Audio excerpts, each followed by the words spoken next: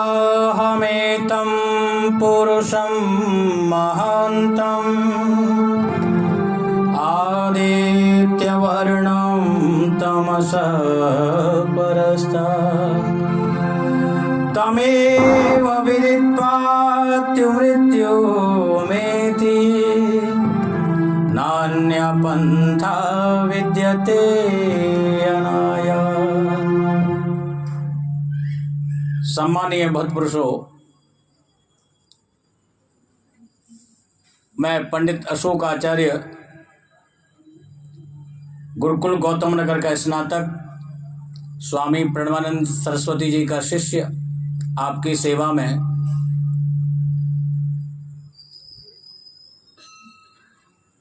Social media पर इन दिनों में स्वामी रामभद्राचार्य जी ने आर्य समाज को जो चुनौती दी है,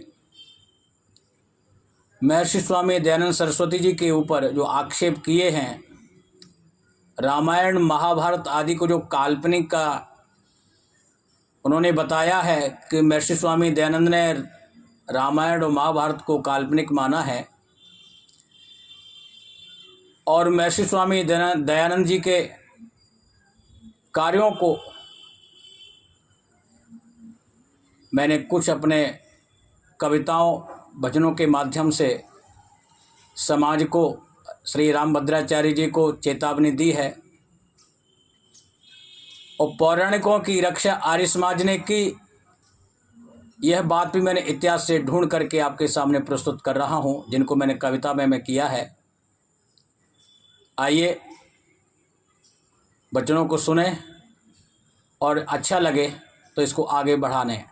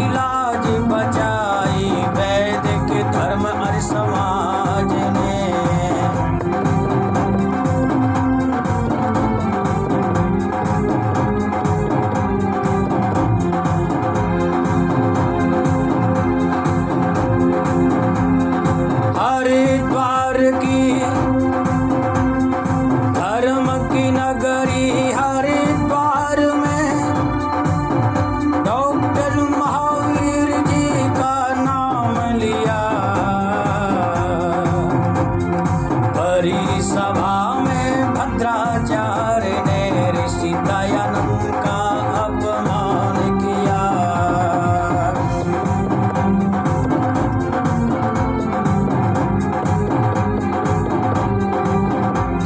और क्या कहा? भूल करी थी स्वामी दयानंद ने, ऐसा मंच से उचारा था। रामायण महाभारत काल्पनिक ऐसा ऋषि ने माना था।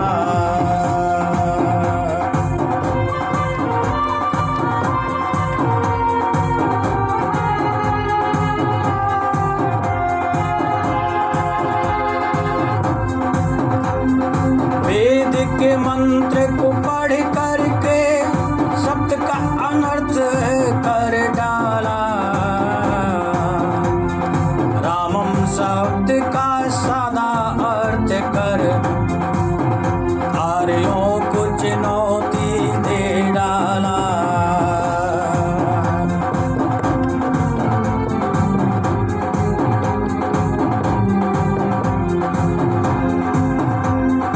दम्भ भरी अहम ज्ञान की वेदों में विद्वता रखता हूँ। पाणिनि के प्रत्याहार सूत्र में राम के दर्शन करता हूँ।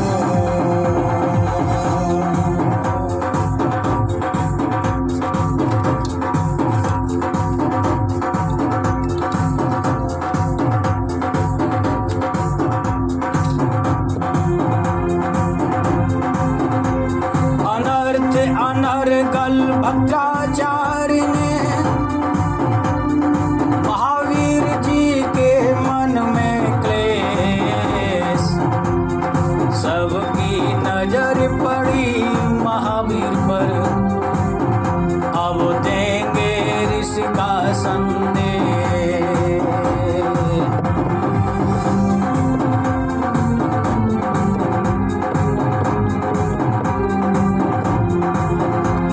बहुत भीड़ थी, आचार्य जी बहुत दूर थे। उनके मन में भद्राचार्य के शब्द बाणों की तरह चुभ रहे थे। कैड सुरक्षा भद्राचार्य की, सुरक्षा में उनकी पुलिस खड़ी। 12 फुट ऊंचा सिंहासन, हजारों की जनता उलझ पड़ी।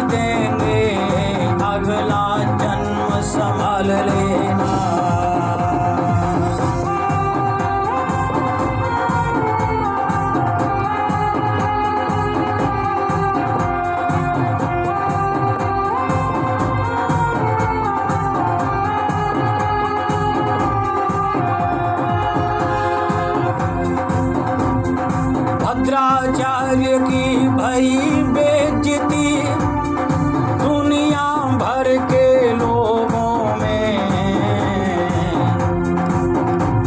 अशोक आचार्य कमल स्वदेशी वेदना लिखी छंदों में।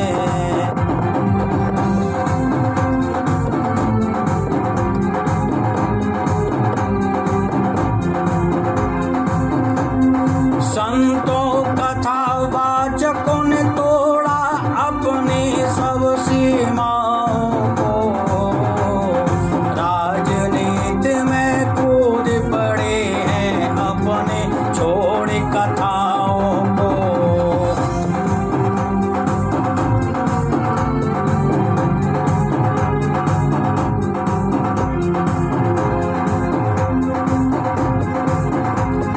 बोल रहे हैं पर क्या बोले, खुद उनको ही पता नहीं। धर्म सिखाने आते हैं पर धर्म उन्हीं को दिखा नहीं।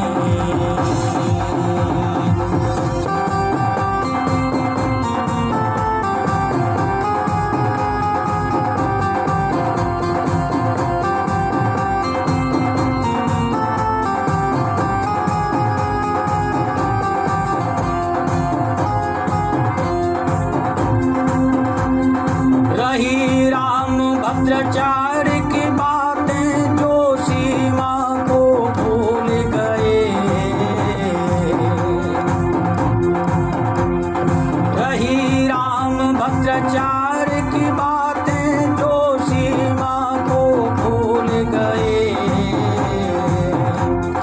अपने पौराणिक जीवन में बोए हैं सूल नए नए।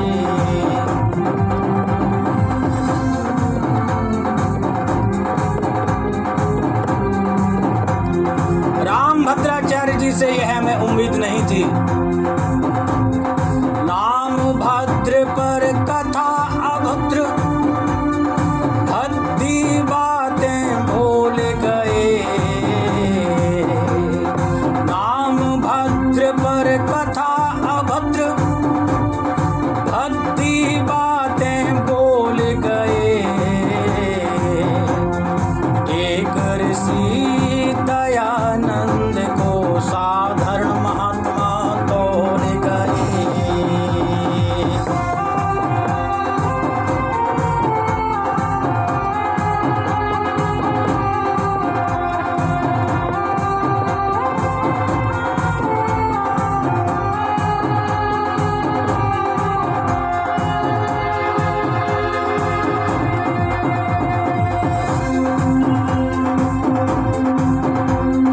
दयानंद जी के पैरों की धूल भी नहीं हो भद्राचार्य। दयानंद जी के पैरों की धूल भी नहीं हो भद्राचार्य। या तो बयान वापस ले लो या शास्त्रार्थ रहो तैयार।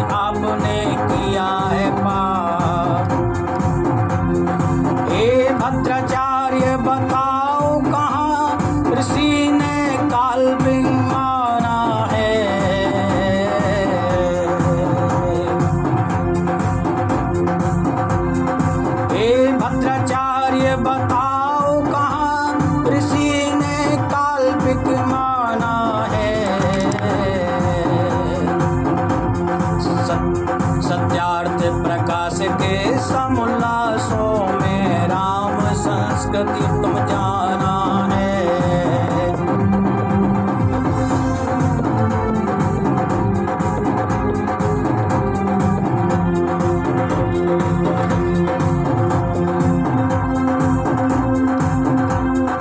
लोकेष्णां वित्तेष्णां में आकर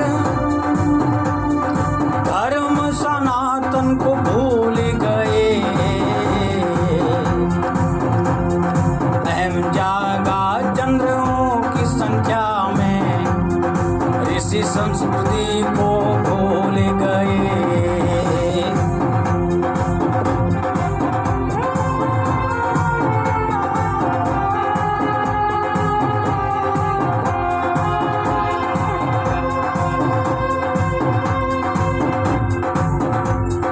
लोकेष्णा को पाकर के अब नए नए बाबा भी ऋषि दयानंद के ऊपर आक्षेप कर रहे हैं अपने को प्रसिद्धि पाने के लिए। भद्राचार्य जी के बाद एक बाबा आर्य समाज को कोसे रहे। लंबी काली दाढ़ी वाले प्रसिद्धि पाने उचक रहे।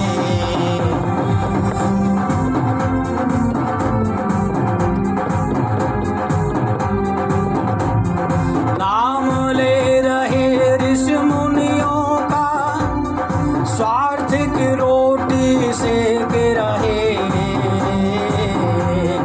वेद विरोधी निजी भाव को वेदों में उनको थोप रहे।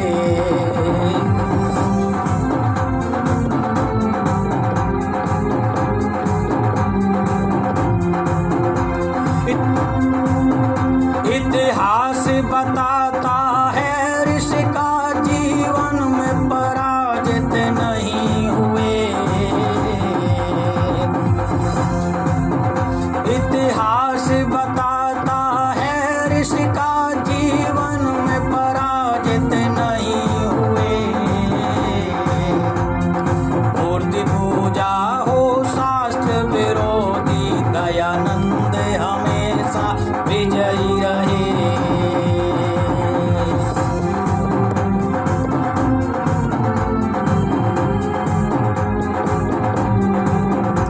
इसका प्रमाण मिलता है महर्षि स्वामी दयानंद सरस्वती जी महाराज से। मूर्ति पूजा के विषय में बनारस में एक बहुत बड़ा शास्त्रार्थ हुआ, जिसमें विशुद्धानंद शास्त्री, बाल शास्त्री, अन्य पौराणिक विद्वान थे। स्वामी दयानंद जी को छल कपट से भी पराजित नहीं कर सके। लेकिन उस शास्त्रार्थ के अध्यक्ष, निर्णायक पौराणिक विद्वानों के दबाव में आकर के ऋषि दयानंद को कह दिया कि आप हार गए, पंडित जीत गए। लेकिन सभा विसर्जन के बाद वह सभा के अध्यक्ष महाराज फूल, माला, वस्त्र आदि लेकर के स्वामी दयानंद के पास आए और बोले कि महाराज, मैं क्षमा मांगता हूँ, वास्तव में आज के शास्त्रार्थ में आपकी ही विजय हुई है, पंडितों की हार हुई।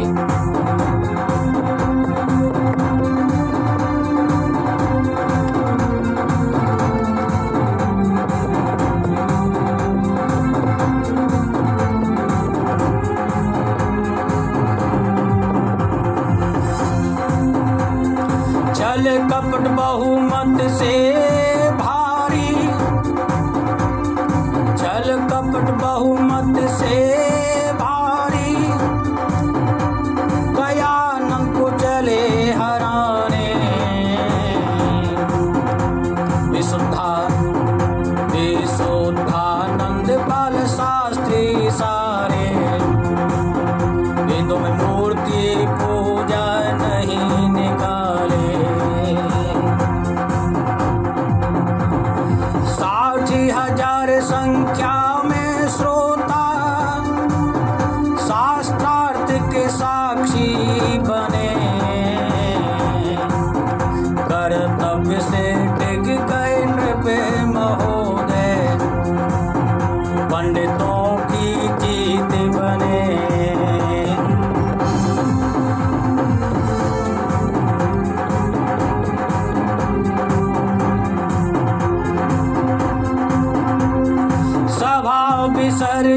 के पश्चात क्षमा मांगने नृप आए।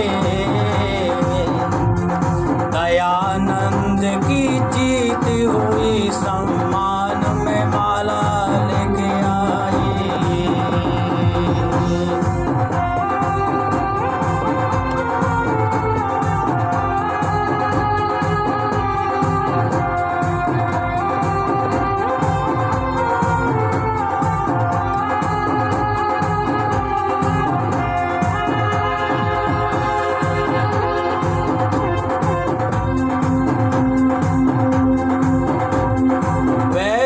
धर्म आर्य समाज का,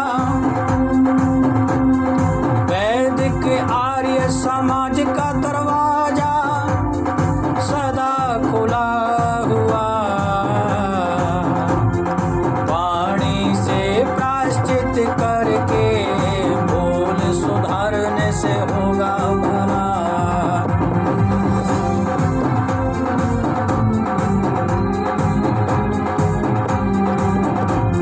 अशोक आचार्य करूं प्रार्थना,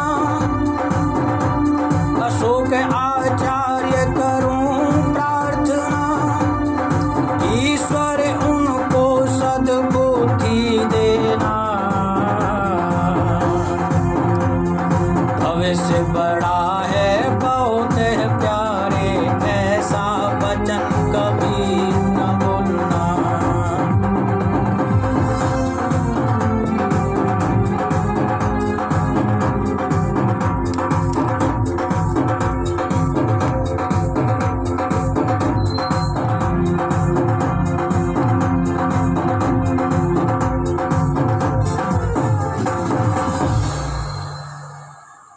मध्पुरुषों, स्वामी भद्राचार्य जी के विचारों के लिए मैंने अपने कविताओं के माध्यम से उनको जवाब दिया। पौराणिक भाइयों से एक निवेदन करना चाहता हूं कि आप अपने इतिहास को पढ़ के देख लें।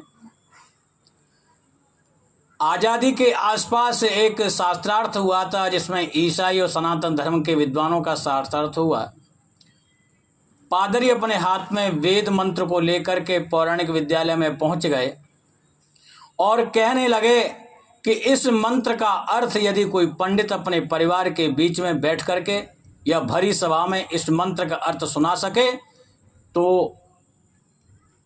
मुझे जो दंड दिया जाएगा मैं इसको स्वीकार करूंगा और मैं बिना सोचे समझे सनातन धर्म को अपना लूँगा।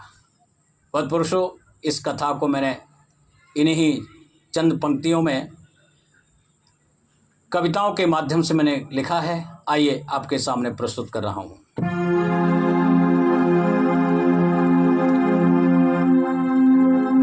जब जब पौराणिक धर्म पर संकट के बादल आए हैं तब तब आर्य समाज ने पौराणिक भाइयों की लाज बचाई है। यह लाज इस घटना में आपको श्रवण करने को मिलेगा।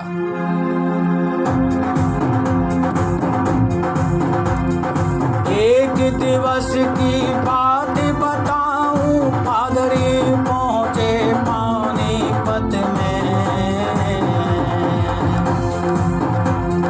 लिए हाथ में वेद मंत्र को पौराणिक विद्यालय में।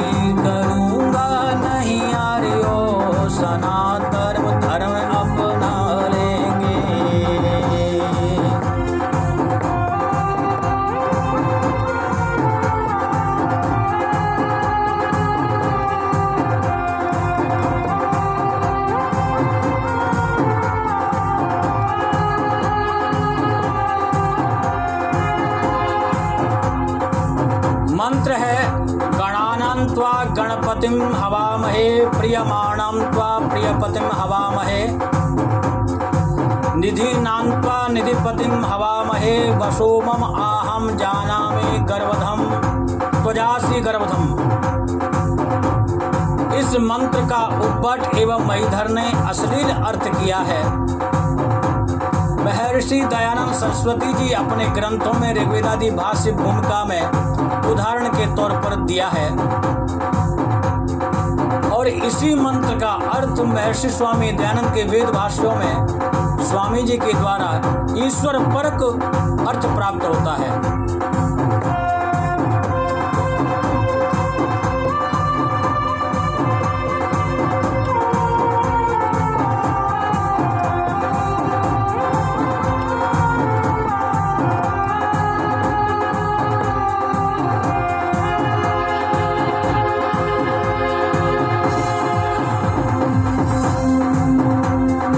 यदि आप नहीं सुना सके तो ईसाई क्रूस धारण करना,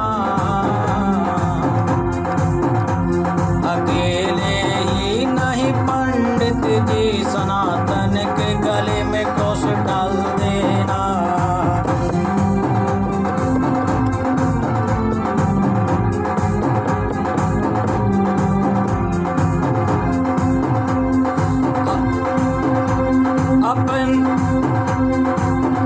अपने ही विद्वानों को पढ़कर पंडित जी की हिम्मत टूट गई।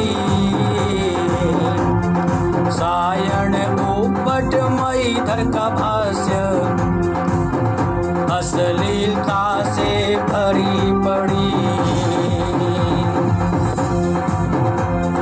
चारों तरफ हाहाकार मच गया दूर दूर के पंडों में। आज हमारी कोई लाज बचा दे, सहयोग भी लेंगे गुंडों से। आज भी हमारी कोई लाज बचा दे, सहयोग भी लेंगे गुंडों से।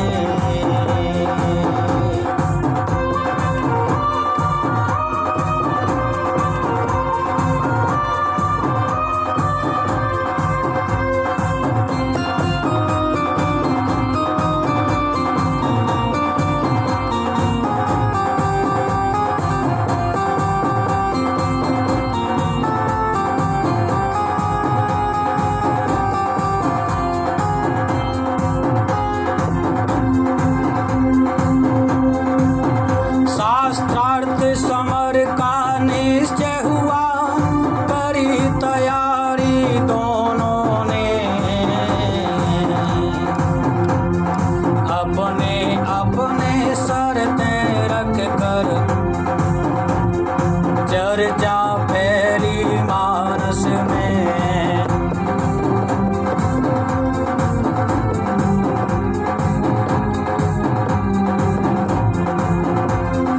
पंडित जी का खाना पीना नींद सभी कुछ छूट गया।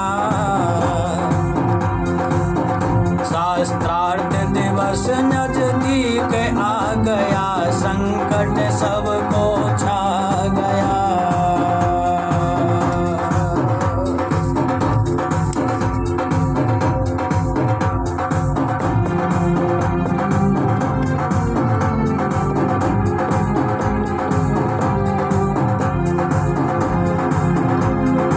पौराणिक भाइयों में एक बहुत बड़े ब्राह्मण देवता थे जिनको याद आई कि वेदों के विद्वान तो महर्षि स्वामी दयानंद भी थे जिन्होंने वेद का भाष्य किया।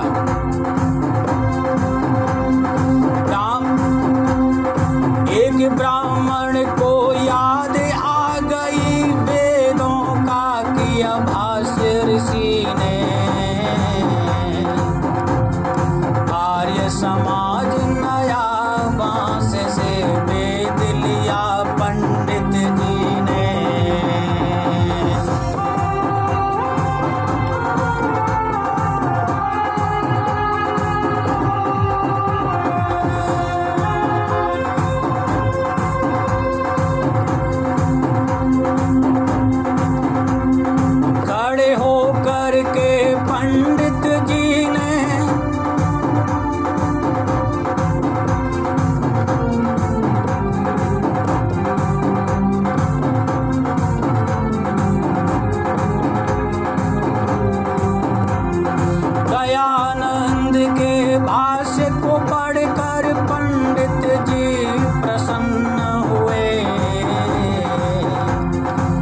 ईश्वर पर के अर्थ को पाकर पंडित जी आनंदित हुए।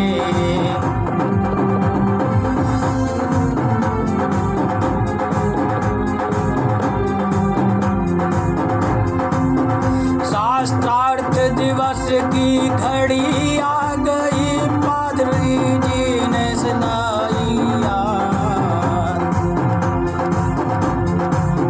शास्त्रार्थ दिवस की घड़ी आ गई, पादरी जी ने शर्त याद दिलाई। पंडित जी ने कही पादरी से, दी गई शर्त याद है भाई।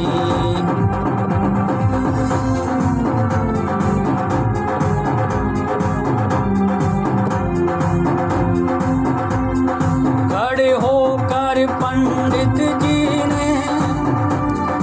जी महाराज शास्त्रार्थ के सम्मेलन में खड़े होकर के ऋषि का भाष्य जब सुनाने लगे,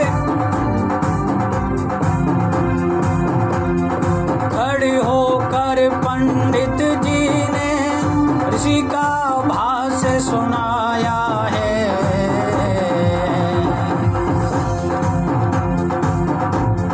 खड़े हो गए पादरी जी, ये तो खड़े हो गए पादरी जी, ये तो दयानंद का भाष्य सुनाया है।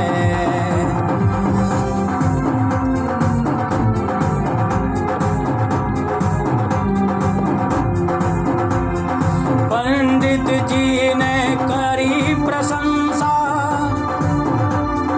दयानंद भी तो हमारे थे, नहीं विधर्मी था दयानंद, ऋषिवर आर्यों के प्यारे थे। नहीं विधर्मी था दयानंद, ऋषिवर आर्यों के प्यारे थे। पादरी बोला पंडित जी से, दयानंद को विधर्मी कहते थे। पादरी बोला पंडित जी से, दयानंद को गाली देते थे। वेद भाष्य पौराणिक भाई सायणोपमयीधर को मानते थे। वेद भाष्य पौराणिक भाई सायणोपमयीधर को मानते थे।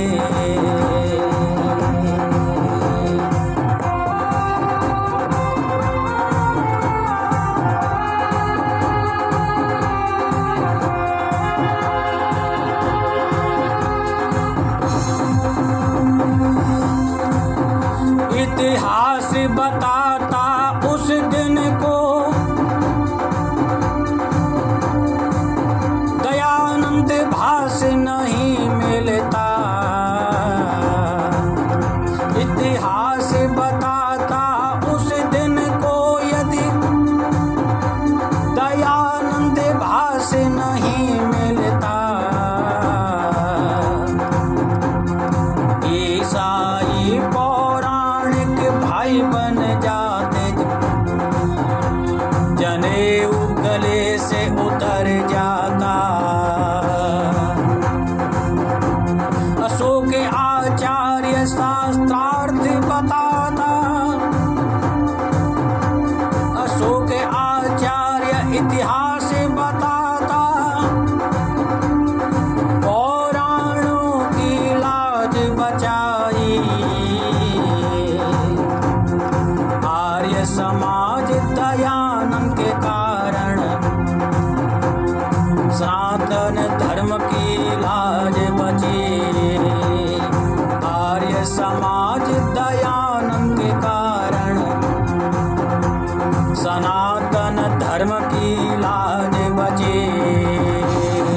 आर्य समाज दयानंद के कारण सनातन धर्म की लाज बची।